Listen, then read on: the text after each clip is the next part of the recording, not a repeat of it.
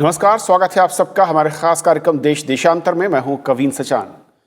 देश देशांतर में आज हम बात करेंगे केंद्रीय वित्त मंत्री की ओर से किए गए नए कदमों की। ये कदम है कि कोरोना काल में जिस तरीके से अर्थव्यवस्था को रफ्तार देने के लिए सरकार एक एक करके अनाउंसमेंट कर रही है, राहत पैकेज के ऐलान किए थे, उसी कड़ी में अब कंज्यूमर्स के लिए यानी कि उपभोक्ता के लिए कुछ नए कदमों का सरकार ने ऐलान किया है।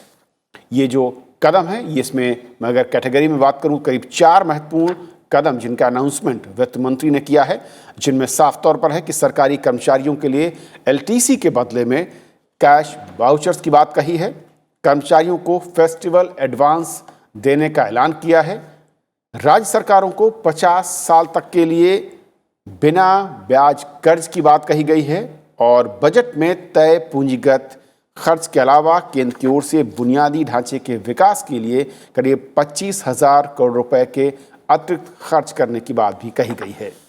तो समझेंगे कि अर्थव्यवस्था को रफ्तार देने के लिए ये जो कदम है ये कितने ज़रूरी हैं और इन कदमों का ज़मीन पर क्या असर होगा, किस तरीके से डिमांड जनरेट होगी या उसे और ज़्यादा मजबूती मिलेगी। हमारे साथ 3 खास मेहमान हैं। डॉक्टर सुभाष चंद्र पांडे सर हमारे साथ हैं, former special secretary, financial adviser हैं मिनिस्ट्री ऑफ कॉमर्स और इंडस्ट्री, गवर्नमेंट ऑफ इंडिया में। सर बहुत बहुत स्वागत आपका। हमारे साथ वेद कुमार जैन साहब हैं जो कि फॉर्मर प्रेसिडेंट हैं the institute of chartered accountant से। सर बहुत बहुत स्वागत आपका। और डॉक्टर केपी कौशिक साहब हमारे साथ मौजूद हैं जो कि प्रोफेसर हैं AJNIFM से। आपका भी सर बहुत बहुत स्वागत। शुरुआत में पांडे सर आपसे करना चाहूँगा कि जिस तरीके से हम अलग अलग सेक्टर वाइज सेंटर की ओर से इंसेंटिव या राहत पैकेज के ऐलान देखते आ रहे थे कोरोना के चलते, इकनॉमी को रफ्तार देने या उसे कुशन के तौर पर एक सहयोग सपोर्ट देने के लिए, लेकिन बार बार जब बात होती थी और आप सभी लोग ये कहते थे कि ज़रूरी है कि कंज्यूमर पर भी फोकस किया जाए, तो जो कदम अब सरकार ने उठाए हैं, इन कदमों को आप कैसे देखते हैं कंज्यूमर की नज़र से, और ख़ास तौर पर जो डिमांड की बात होती है कि उसे कैसे बूस्ट किया जाए? देखिए, हमारी इकोनॉमी एक कंजम्पशन लेड इकोनॉमी है। अगर कंजम्पशन और इन्वेस्टमेंट का रेशियो देखा जाए तो करीब 60-40 बनता है। तो इसलिए और इसमें कंजम्पशन में भी गवर्नमेंट कंजम्पशन एक इम्पॉर्टेंट रोल अदा करता है, प्राइवेट कंजम्पशन में।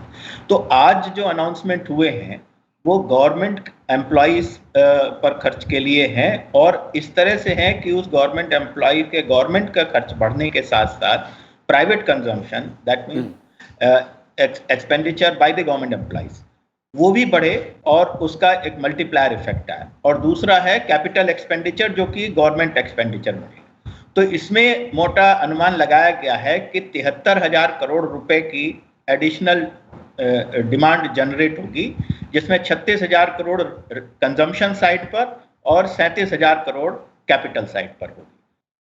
अब जब हम इसके परतों को खोलेंगे तो ये देखना महत्वपूर्ण होगा कि इसमें से किसका असर होगा नई डिमांड जनरेट करना, कितना होगा पुरानी डिमांड को जो इसके बिना खत्म हो जाती है उसको बचा के रखना, और कितना होगा कि जो डिमांड खाली सब्स्टिट्यूट हो गई है, केवल एग्जिस्टिंग डिमांड को ही सब्स्टिट्यूट करना, रिफाइनेंस करना। तो इन तीनों के हिसाब से इसका इकोनॉमिक इम्पैक्ट डिपेंड करेगा। अभी जब हम इसके अलग अलग कंपोनेंट्स को देखेंगे तो इस इकोनॉमिक इम्पैक्ट को समझेंगे। ओके, जैन साहब, क्योंकि इसमें 2 ऐसे अनाउंसमेंट हैं जो कि सीधे नौकरी पेशा लोगों के साथ जुड़े हुए हैं और ख़ासतौर पर सरकारी कर्मचारियों के नज़रिए से, चाहे वो एलटीसी के बदले कैश वाउचर्स की बात कही गई हो या फिर फेस्टिवल एडवांस की बात कही गई हो, ये जो दोनों घोषणाएं हैं, ये ओवरऑल में आम एक आदमी या नागरिक के नज़रिए से समझूं या फिर एक सरकारी कर्मचारी के नज़रिए से, तो किस तरीके का ये बेनिफिट है और इसका रोल और इम्पैक्ट इकनॉमी में, अगर डिमांड जनरेशन की बात करें, डिमांड को बूस्ट करने की बात करें, या फिर उसे जो पांडे सर ने कहा कि एक वो डिमांड जो कि खत्म हो रही थी उसको रिवाइव करने की बात करें, उसमें कितनी हिस्सेदारी होगी? कविंद्र जी, एक चीज आप बड़े नोट करिए कि वित्त मंत्री जी जब प्रेस कॉन्फ्रेंस कर रही थी और उन्होंने अपनी प्रेस रिलीज में एक जो बहुत इंपॉर्टेंट चीज कही है कि जो सेंट्रल गवर्नमेंट के और स्टेट गवर्नमेंट के बहुत सारे प्राइवेट सेक्टर के एम्प्लॉइज हैं, उनका इस पेंडेमिक और इस लॉकडाउन के पीरियड में सैलरी के ऊपर कोई फर्क नहीं पड़ा है और उनका खर्चे में फर्क पड़ गया है, क्योंकि आपने अपनी जो परचेजेज हैं उसको पोस्टपोन कर दिया। आपके डे टू डे खर्चे कम हो गए क्योंकि आप घर से बाहर नहीं निकले, ऑफिस नहीं जाना पड़ा, बच्चे स्कूल नहीं जा, ये नहीं हो रहा। उस बात को रियलाइज करते हुए उन्होंने एक बहुत बढ़िया प्रोग्राम बनाया कि उन सब एम्प्लॉयज को एनकरेज किया जाए कि वो खर्चा करें, घर से बाहर निकलें और शॉपिंग करें। और उस स्कीम में उन्होंने 2 बड़े मास्टर स्ट्रोक प्ले किए। एक मास्टर स्ट्रोक ये प्ले किया कि साहब आपको एलटीसी मिलता है, क्योंकि पेंडेमिक है तो शायद आप ट्रेवल नहीं कर पाएंगे, जो 2018 से 21 का आपका ब्लॉक है, हम उसका आपको जो एलटीसी का फेयर है जो हम आपको फेयर दे देंगे जो आपके स्लैब के हिसाब से बनता है।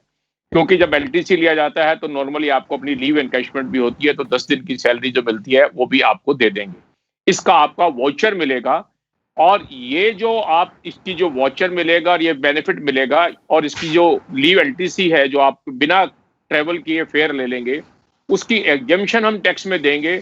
शर्त यह है कि जो आपको ट्रेवल का मैंने आपको टैक्स फ्री दिया 3 गुना उसका, और जो मैंने आपको लीव एनकैशमेंट किया वो इसका 1 गुना, वो आप 31 मार्च 2021 से पहले खर्चा कर दीजिए। और खर्चा करते समय शर्त लगा दी कि 12% से ज्यादा की जीएसटी की आइटम खरीदनी है आपने और थ्रू डिजिटल मोड पे खरीदनी है और उसका आप इनवॉइस एविडेंस देंगे।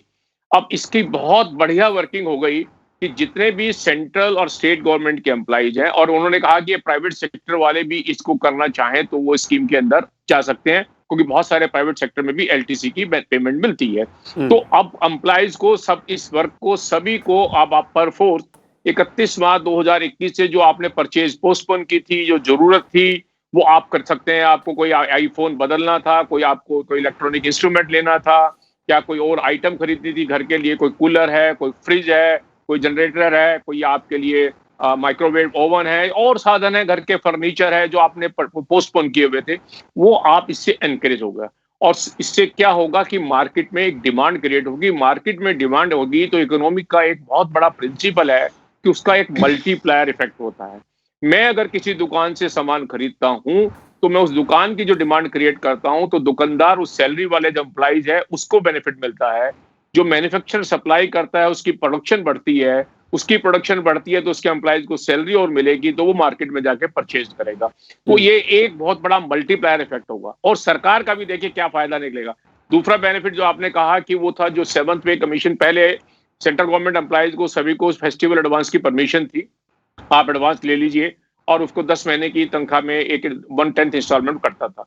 उन्होंने कहा हम 1 गो में ये दे देते हैं आपको, बशर्ते कि आप 31 मार्च 2021 से पहले इसका खर्चा कर लीजिए, हम बिना इंटरेस्ट के आपकी 10 महीने की तनख्वाह में 1/10 आपका डिडक्ट कर लेंगे, आप खर्चा कर लीजिए। ये भी एक डिमांड को क्रिएट करके आपके हाथ में फंड फ्लो आ गया, आपने परचेज करनी है तो करनी है। अब सबसे बड़ा सरकार को बेनिफिट क्या होगा कि सरकार ने शर्त लगाई है 12% से ज्यादा का जीएसटी का इनवॉइस आपके पास होना चाहिए। तो ये तो सरकार ने सुनिश्चित कर लिया कि जो मैं पैसे दे रहे हैं, जो हाथ में आ रहे हैं, इसका ज्यादा नहीं तो 1/8 तो 1/7 तो 1/6 12% 18% है वो जीएसटी के रूप में मुझे वापस आएगा, क्योंकि वो सेंटर को मिले या स्टेट को मिले। बड़ा बढ़िया प्रिंसिपल सरकार ढूंढा है, बहुत बढ़िया। ये मॉडल कहीं मैंने देखा था विदेशों में भी, कुछ अमेरिका वगैरह में भी इस तरह का करा, तो बहुत अच्छा लगाया। भाई आप जीएसटी देंगे, आप परचेज करेंगे 25,000 रुपए की और उसके ऊपर 18% का कोई जीएसटी लग गया तो आपको 4,500 रुपए सरकार को देने पड़ेंगे और सरकार की किट्टी में आएंगे। तो वो एक अच्छा मॉडल है। प्राइवेट सेक्टर, मेरा कहना है कि सरकार थोड़ा और लिबरल कर सकती है इसको, ये दोनों बेनिफिट, क्योंकि ये एम्प्लॉइज नहीं है बहुत सारे, लेकिन जो सेल्फ एम्प्लॉयड हैं, जो और लोग हैं, उनको भी कह सकती है कि भाई आपका एलटीसी के इक्विवेलेंट अमाउंट अगर आप 12% से ज्यादा का जीएसटी का इतना अमाउंट जो बनता है वो अगर 31 मार्च 21 से पहले खर्चा कर लेंगे तो हम आपको उतनी टैक्स में छूट दे देंगे जो एक सेंट्रल गवर्नमेंट और स्टेट गवर्नमेंट को एम्प्लॉइज को मिलेगी। मुझे नहीं लगता कि इनकम टैक्स में कोई बहुत भारी छूट आने वाली है, क्योंकि अगर आप फेयर मान के चलें तो आपको दिल्ली से कहीं बाई एयर भी ट्रेवल करेंगे, कोयम्बटूर भी जाएंगे, फारदेस्ट जाएंगे, ये जाएंगे, तो आपका फेयर 8,000 10,000 का बनता है। फैमिली का निकालेंगे सारा तो 30-32,000 बनेगा। 30% के स्लैब में भी मान के चलूं तो 10,000 की छूट मिलती है, लेकिन मैं 30,000 की अगर परचेज कर दूंगा, उसकी 3 टाइम की मान रहा है, तो मैं सरकार को बहुत बड़ा जीएसटी और बहुत बड़ी इकोनॉमी को बूस्ट दूंगा। तो मेरे हिसाब से बहुत बढ़िया स्कीम अनाउंस की है। पहली जितनी भी स्कीमें थी उसमें डिमांड क्रिएट करने का इतना ज्यादा डायरेक्ट इंसेंटिव नजर नहीं आ रहा था। वित्त मंत्री जी ने ये रियलाइज किया कि क्योंकि इकोनॉमी को प्रोपेल करना बहुत जरूरी है और इकोनॉमी में डिमांड एक ऐसी चीज है जो इकोनॉमी को प्रोपेल करती है और मल्टीप्लायर इफेक्ट लाती है। वो एक मास्टर स्ट्रोक उन्होंने आज खेला है इसके। कौशिक सर, दो चीज़ें अभी, एक जो जैन साहब कह रहे हैं कि ये बहुत ही इम्पॉर्टेंट स्टेप है, और आप देखें तो फॉरेन में कुछ देशों में इस तरह के मॉडल्स को अपनाया गया, लेकिन यहाँ पर थोड़ा सा इसको और इसका दायरा बढ़ाने की कोशिश की गई है जीएसटी के जो 12% के मिनिमम जो रिक्वायरमेंट रखी उसके साथ। किस तरीके से देखते हैं इन जो भी कर्मचारी हैं उनके पास ये जो एक्स्ट्रा इनकम मैं कहूँ या फिर एक्स्ट्रा लिक्विडिटी जब ये पहुँचेगी, और अगर इसमें प्राइवेट सेक्टर का भी कुछ हिस्सेदारी जुड़ जाती है, तो किस तरीके से जो रिवाइवल के संकेत हमें मिल रहे थे उनको बूस्ट मिलेगा, उसको कुशन मिलेगा, और ओवरऑल इकोनॉमी पर इसका इम्पैक्ट कितना फीसदी तक आप देख पाएंगे? देखिए, मैं दर्शकों को बताना चाहूँगा कि जो ये मल्टीप्लायर इफेक्ट की बात अभी अभी की गई है, इसमें मल्टीपल प्लायर की जो इफेक्ट आएगा ये जीएसटी कलेक्शन में भी आएगा, क्योंकि जब मैं कोई सामान खरीदूंगा मैं तो जीएसटी दूंगा, पर इसके बाद उस सामान के कारण जो इकोनॉमी में तेजी आएगी और जो उसका और क्षेत्रों के ऊपर प्रभाव पड़ेगा वहां पर भी जीएसटी की और कलेक्शन आएगी। तो ये तो जीएसटी के बारे में मेरे विचार ये हैं कि इसमें भी आपको मल्टीप्लायर इफेक्ट देखने को मिलेगा। जहां तक निजी क्षेत्र का संबंध है, निजी क्षेत्र में भी सरकार ने थोड़ी छूट दी है, जो मैं देख रहा हूं कि अगर किसी निजी क्षेत्र में एलटीसी का प्रावधान है तो वो भी इसका फायदा उठा सकते हैं और सरकार उसमें कुछ ना कुछ कंपनसेशन देगी।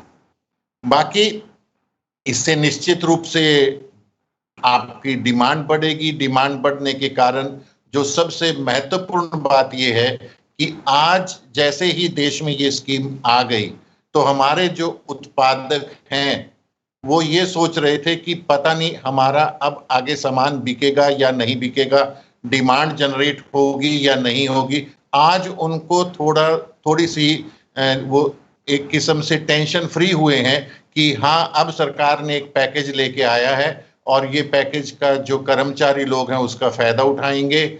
और पैकेज कर्मचारियों को एक एक नहीं है, उसमें अगर मान लीजिए किसी कर्मचारी की एलटीसी 1 लाख रुपया बनती है परिवार की, तो वो उसका मल्टीप्लाई 3-4 गुना खर्च करेगा, प्लस जो फेस्टिवल एडवांस है वो भी खर्च करेगा। तो इससे एक बहुत अच्छी जो डिमांड है भविष्य में निजी मतलब जो उत्पादक हैं वो देख रहे हैं। तो कुछ ऐसे लोग हैं जो अभी तक गांव से नहीं आए हैं उत्पादन के लिए, अब उनको भी थोड़ा सा ऐसा लगेगा कि हाँ, अब थोड़ी डिमांड आई है, तो उस डिमांड के कारण वो भी अपना दोबारा शहर में आएंगे। और ये डिमांड केवल सरकारी कर्मचारी या कर्मचारियों को जो सुविधाएं दी गई हैं उनसे ही नहीं है, बल्कि जो सरकार ने कैपिटल एक्सपेंडिचर के बारे में कहा है उसमें भी एक किस्म से कहने को तो सरकार ने ये लोन दिया है और 50 साल के लिए लोन दिया है। अब 50 साल में अगर हम ये माने कि आपका पैसा 7 साल में डबल हो जाता है मान लीजिए, तो इसकी प्रेजेंट वैल्यू तो 1% से भी कम रह जाती है। यानी अगर आज इस जो पैसा केंद्रीय सरकार को 50 साल के बाद मिलेगा, उसकी इन रियल सेंस जो मूल्य होगा वो लगभग 1% से कम होगा। मैं थोड़ा जल्दी में कैलकुलेशन किया है। तो बेसिकली ये लोन नहीं है, ये एक किस्म से सभी राज्यों को केंद्र सरकार ने मदद की है और इससे अच्छा और केंद्र सरकार कुछ कर नहीं सकती थी। इससे आत्मविश्वास बहुत बढ़ा है। ओके पानी सर, मैं दूसरे पॉइंट की तरफ जहां पर कौशिक साहब ने थोड़ा इशारा किया, मैं उस पर आना चाह रहा था कि जब राज्यों के लिए जो बुनियादी ढांचे के लिए 25,000 करोड़ रुपए के अतिरिक्त खर्च की बात सरकार कर रही है और साथ ही साथ 50 साल के लिए स्पेशल इंटरेस्ट फ्री लोन की बात हो रही है, पहला हिस्सा करीब 2500 करोड़ रुपए का होगा, दूसरे पार्ट में 7,500 करोड़ होंगे। ये जो है इसकी ज़रूरत मैं कहूँ सबसे पहले तो कितनी इस वक्त नज़र आ रही थी राज्यों के नज़रिए से, और दूसरा कि इस पूंजीगत खर्च के जरिए जो इसका इम्पैक्ट है वो कहाँ पर और किस तरीके से नज़र आएगा? देखिए, अगर व्यापक परिप्रेक्ष्य में देखें तो हमारी जो अभी केंद्र सरकार और राज्य सरकारों का जो पब्लिक डेट प्रोफाइल है, देनदारी है, जैसा कौशिक साहब ने सही कहा, 50 साल का इंटरेस्ट फ्री बुलेट रिपेमेंट लगभग ग्रांट ही है। केवल अकाउंटिंग के लिए वो कैपिटल में लोन है, it is as good as grant. तो और ये दिया जा रहा है जो कैपिटल प्रोजेक्ट्स जिसमें बहुत सारे प्रोजेक्ट्स में कोई अगले 6 महीने में नए प्रोजेक्ट करके नहीं हो सकता है बहुत, लेकिन बहुत सारी जगह जहां पर पेमेंट पेंडिंग है, फंड्स नहीं है, बजट नहीं है, इस वजह से कैपिटल प्रोजेक्ट्स में पेमेंट रुके हुए हैं। तो वो बड़ी आसानी से बहुत सारे पेमेंट्स इसमें से क्लियर हो सकते हैं और ये 12,000 करोड़ पूरा का पूरा इसी विंडो में आता है। ये बाकी तो खाली अलग अलग उसमें विभाजन है कि इतने नॉर्थ ईस्टर्न स्टेट्स के लिए है, इसमें non north eastern Himalayan states के लिए है और दूसरों के लिए है। और इसके अलावा जो बाकी जो स्टेट्स हैं उनके साथ साथ इसको रिफॉर्म से भी लिंक किया गया है कि 4 में से 3 रिफॉर्म जो आत्मनिर्भर पैकेज के तहत हैं उनको भी इम्प्लीमेंट कर, तो इसमें एक ही उससे कई लक्ष्य साधने की कोशिश की गई है। और जो पहला पैकेज है कंजम्पशन बूस्ट, उसका तो असर तुरंत दिखाई देगा कंजम्पशन में। तो इसको मैं एक एग्जाम्पल के तौर पे लूं, जैसे एलटीसी का जो इसमें सबसे बड़ा कंपोनेंट है कि अगर आप जब एलटीसी लेते हैं तो आप अपनी चॉइस से अलग अलग डेस्टिनेशंस पे जा सकते हैं। इसमें ऐसा नहीं है कि आप अपने हिसाब से चूज कर लें कि मुझे यहाँ दिल्ली से केरला जाना है या अंडमान जाना है। ये तीनों जो हमारे group A, group B, group C, हर एक के लिए एक फ्लैट रेट फिक्स कर देगी सरकार कि आपको 25,000 मिलेगा, आपको 50,000 मिलेगा, जो भी अमाउंट है। तो अगर किसी को 25,000 फेयर मिलता है, वो 25,000 टैक्स फ्री है, और 25,000 अगर लिव इनकैशमेंट मिला तो इसके एवज में शर्त क्या है कि आपको 1 लाख रुपए खर्च करना है। 25,000 फेयर के अगेंस्ट 75,000 खर्च करना है और 25,000 लीव इनकैशमेंट के अगेंस्ट भी 25,000 खर्च। तो 1 लाख खर्च करने पर आपको ये 50,000 रुपए मिल जाएंगे। तो 1 लाख, और ये ऐसे हैं जो 12% जीएसटी या उससे ऊपर वाले हैं। तो 12% जीएसटी के स्लैब को अगर हम देखें तो ज्यादातर जो प्रोसेस्ड फूड हैं, हमारे मेडिसिनल टॉयलेट प्रिपरेशंस हैं, इवन फाइनेंशियल सर्विसेज, और उसमें सर्विसेज में देखिए टेलीकॉम है, इंश्योरेंस प्रीमियम है। तो ऐसे बहुत से खर्चे हैं जो कि अगर आपने पहले फर्स्ट हाफ में ऑलरेडी नहीं किए हुए हैं, अभी पेंडिंग है, तो आप अगले उसमें करेंगे तो उसको उसमें काउंट करके, और आप उसमें एक तरह से आपको 50% रिबेट मिल रहा है। जी जी, आप 1 लाख खर्च कर रहे हैं, आपको 50,000 मिल रहा है। शर्त बस ये है कि उसकी एवज में आपने एक एलटीसी सरेंडर कर दी है। तो ये एक बहुत बड़ा कंजम्पशन को पुश करने का है। देखिए, जो जहां तक हम स्टिमुलस की बात करते हैं, जब कंपेयर करते हैं कि ओईसीडी कंट्रीज में किस तरह से डायरेक्ट कैश ट्रांसफर सिटीजन्स को किया गया, तो वहां पर भी एक ये कंसर्न बराबर रहा कि अगर सरकार ने कैश दिया और वो जाकर बैंक बैलेंस ही बढ़ा रहा है, खर्च नहीं हो रहा है, तो तब तो इकोनॉमी को कोई फायदा नहीं हुआ। बिल्कुल। तो इसलिए कि हम कैश दें, कोई बेनिफिट दें, और उसके एवज में कम से कम मिनिमम ये है कि इसमें एक स्पेंडिंग का राइडर हो। जब आप स्पेंड करेंगे तो मिलेगा, खाली कैश लेकर बचा के रखने के लिए वो इंसेंटिव नहीं है। ये कौशिक सर, जो पांडे साहब ने एक बात कही, इसको थोड़ा सा मैं और समझना चाहूँगा कि एक तरफ वो मॉडल है जब डायरेक्ट कैश बेनिफिट के जरिए दुनिया के कुछ देशों में डिमांड बढ़ाने की कोशिश की गई है। हम यहाँ पर जो मॉडल देख रहे हैं जिसका अनाउंसमेंट हुआ है वो रिफॉर्म्स के साथ भी जोड़ा गया है और वो कहीं ना कहीं आपके खर्चे के साथ भी जोड़ा जा रहा है। बेस्ट जो आउटपुट मैं कहूँ, जो रिजल्ट है, वो किस में ज़्यादा उम्मीदें, संभावनाएं दिखती हैं?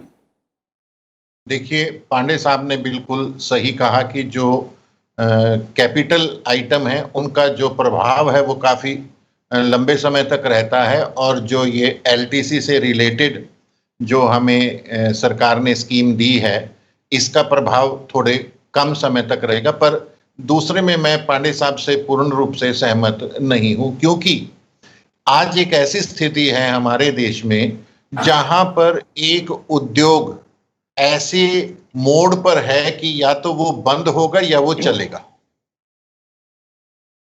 अगर मान लो जो सरकार ने आज पैकेज दिया या इससे पहले पैकेज दिए, जी उससे उसका मोड बदल गया, बंद होने से वो चलने की कगार पे आ गया, उद्योगपति जो है उसमें विश्वास है कि अब आगे डिमांड जनरेट होगी और सरकार हमारा ध्यान रख रही है, तो मेरे विचार से एक जो इकाई बंद होने वाली थी वो एक अपना पूर्ण जीवन जिएगी। और इसमें उन बच्चों को सबसे ज्यादा फायदा होगा, उद्योगपतियों को, जो अभी अभी नए इस क्षेत्र में आए हैं। और इसके साथ साथ मैं ये भी कहूंगा कि जैसे हम लगभग ये विद्यार्थियों को बोलते हैं कि कभी अगर जीवन में संकट आए तो उसको एक अवसर के रूप में देखना चाहिए, तो यही हमारी सरकार ने भी किया कि ये जो संकट आया है, इस संकट को सरकार नियमित रूप से अवसर के रूप में बदल रही है और एक अच्छे निर्णय लेकर हमारी जो इकोनॉमी है उसको रिवाइव करने में सबकी मदद कर रही है। अभी कह रहे थे, मतलब अभी पीछे समाचार पत्रों में भी पढ़ा कि हमारी जो इकोनॉमी है वो अब ये देख रहे हैं कि वी शेप रिकवर होगी या डब्ल्यू शेप रिकवर होगी या यू शेप होगी, पर कम से कम लोग अब रिकवरी की बात करने लग गए हैं। ये एक बहुत बड़ा विश्वास है जो सरकार ने लोगों का जीता है और इसका अब आप असर ये देखेंगे कि बहुत जल्दी आपका इकोनॉमी हमारी वैसी हो जाएगी जैसे पहले थी। ओके जैन साहब, आखिर में चाहूँगा, क्योंकि जब हम अलग अलग इम्पैक्ट को देखते हैं और जाहिर है कि इकनॉमी में और ख़ासतौर पर जब वित्त से जुड़े हुए मॉडल हैं उसके इम्पैक्ट, उसका क्राइटेरिया, उसकी बेसलाइन हर देश में अलग अलग है। लेकिन यहाँ पर जो मॉडल हम देख रहे हैं, एक तरफ जो रिफॉर्म्स हैं, स्टेट को ये भी कहा गया उन 3 में से अगर आप उसको ऐड कर रहे हैं, उसको प्रमोट कर रहे हैं तो आप इसका फ़ायदा ले सकते हैं। कुछ कंट्रियों में जो डायरेक्ट बेनिफिट के ज़रिए कोशिश की गई डिमांड को बढ़ाने को लेकर, वहाँ पर इसकी आशंका कई बार ज़्यादा दिखी है कि वो कहीं जो भी लिक्विडिटी है वो सिर्फ बैंक में जाकर सीमित ना हो जाए। कैसे आप देखते हैं जो यहाँ का कंज्यूमर है और जो उसकी सोच है और जो यहाँ की मार्केट कंडीशंस हैं? कविंदर जी, देखिए, आज के मॉडल को आपको 3 हिस्से में बांटना चाहिए। अगर आप देखेंगे वित्त मंत्री जी ने क्या कहा है, 36,000 करोड़ रुपए उन्होंने कहा है कि कंज्यूमर को जो एलटीसी और कैश जो एडवांस के बारे में बात करिए फेस्टिवल की, 12,000 करोड़ रुपए स्टेट गवर्नमेंट को और 25,000 करोड़ रुपए सेंट्रल गवर्नमेंट के इंफ्रास्ट्रक्चर प्रोजेक्ट के लिए भी किए हैं। तो उन्होंने पहले 36,000 करोड़ तो मैंने एक्सप्लेन किया एलटीसी का और जो फेस्टिवल एडवांस का। जी जी। 12,000 करोड़ का मतलब है liquidity improvement in the hands of the states, कि स्टेट्स के पास लिक्विडिटी इंप्रूव करने के लिए 12,000 करोड़ दिए हैं। और उन्होंने क्या कहा है कि ये 12,000 करोड़ आप ऑन गोइंग और न्यू कैपिटल प्रोजेक्ट के लिए और पेमेंट कॉन्ट्रैक्टर को करने के लिए की जा सकती है। मीनिंग देयर बाई आपने स्टेट गवर्नमेंट के हाथ में 12,000 करोड़ रुपए पकड़ा दिए हैं, कहा कि आप अपने ऑन गोइंग कैपिटल वर्क और नए प्रोजेक्ट के लिए इसको खर्चा करिए, 31 मार्च 2021 से पहले खर्चा करिए, विद द रिजल्ट कि ये 12,000 करोड़ रुपए की लिक्विडिटी मार्केट में आएगी। और 12,000 करोड़ रुपए स्टेट गवर्नमेंट को आपने दे दिए हैं और कॉन्ट्रैक्टर की पेमेंट होगी तो वो लिक्विडिटी बढ़ेगी, और लिक्विडिटी बढ़ेगी तो इसका नेचुरली परचेज बढ़ेगी। अल्टीमेटली पर्पज क्या है कि आपने डायरेक्ट बेनिफिट जो लिक्विडिटी का जो पंप इन करने का था वो आपने कर दिया। और एक और उन्होंने बहुत अच्छा किया, जो पांडे जी ने भी और कौशिक जी ने भी इनडायरेक्टली कहा, मैं डायरेक्टली कहता हूं, भाई लोन इसलिए दिया गया कि अगर इसको डायरेक्टली सब्सिडी दे दे तो मेरा फिस्कल डेफिसिट पे वो आता है। तो मैंने एक तरीका निकाला कि 50 साल का इंटरेस्ट फ्री लोन, आप बुलेट पेमेंट 50 साल के बाद मुझे 12,000 करोड़ रुपए वापस कर दीजिए, तो मेरी बुक्स में लोन आउटस्टैंडिंग रहेगा, स्टेट गवर्नमेंट पे रहेगा, मेरा फिस्कल डेफिसिट पे फर्क नहीं पड़ेगा, तो मेरी एक तरह की बैलेंस शीट जो है वो बिल्कुल ठीक हो गई। और इसी तरह से आप देखिए 3 हिस्से में 36 उन्होंने कंज्यूमर को दिया, 12,000 स्टेट को दिया लिक्विडिटी के लिए, और 25,000 करोड़ रुपए जो तीसरा पार्ट है वो ये है कि भाई इंफ्रास्ट्रक्चर के लिए सेंट्रल गवर्नमेंट भी ओवर एंड अबाउ जो आपने फरवरी 2020 में बजट पास किया था उससे भी ज्यादा 25,000 करोड़ रुपए इंफ्रास्ट्रक्चर पे, डिफेंस पे, रेल पे और बहुत जगह खर्चा करेंगे। तो उससे क्या होगा, ये 25,000 करोड़ रुपए की जब सेंट्रल गवर्नमेंट परचेज करेगी, 12,000 करोड़ रुपए की स्टेट परचेज करेगी, तो आपके पास ये 37,000 करोड़ रुपए की मार्केट में परचेजेज आएंगी। तो जो परचेज करने में जो उसके मल्टीप्लायर इफेक्ट जो मैं कह रहा था वो बहुत तेजी से आएंगे, क्योंकि अल्टीमेटली जब इकोनॉमी में रिसेशन आता है तो ये सेटल्ड प्रिंसिपल है इकोनॉमिक्स का कि आप सेंटर और स्टेट गवर्नमेंट को बढ़ के खर्चे बढ़ाने पड़ते हैं। हमारे देश में क्योंकि डेवलपिंग नेशन है, खर्चा बढ़ाने में चैलेंज होता है, कहीं महंगाई नहीं बढ़ जाए, कभी लिक्विडिटी और इशू नहीं आ जाए फिस्कल डेफिसिट के। तो ये दोनों में बहुत अच्छा काम किया उन्होंने, कैपिटल पे रखा ताकि रेवेन्यू पे इंपैक्ट नहीं आए। इससे इकोनॉमी भी चलेगी, लोगों के हाथ में पैसा आएगा, एम्प्लॉयमेंट जनरेट होगी, टैक्सेस जनरेट होंगे और जल्दी ही इकोनॉमी होगी, कोशिश करेगी वापस ट्रैक पे आने की कोशिश। तो एक बहुत बढ़िया उन्होंने इंसेंटिव तीनों के लिए बनाया, कंज्यूमर के लिए, स्टेट के लिए और सेंटर के लिए। और फिगर भी आप देखेंगे कितनी बढ़िया है, 36, 12, 25, वो कितना बढ़िया वर्किंग की है। बहुत बहुत शुक्रिया सर, आप तीनों मेहमानों का हमारे साथ जुड़ने के लिए और समझाने के लिए सरकार के इस नए कदम के पीछे का मकसद क्या है, इसका दायरा क्या है और ज़मीन पर जब ये कदम उतर रहे हैं तो इसका प्रभाव अर्थव्यवस्था और उसकी रफ्तार पर और ख़ास तौर पर मांग पर किस तरीके से पड़ेगा। आज फिलहाल इतना ही, नमस्कार।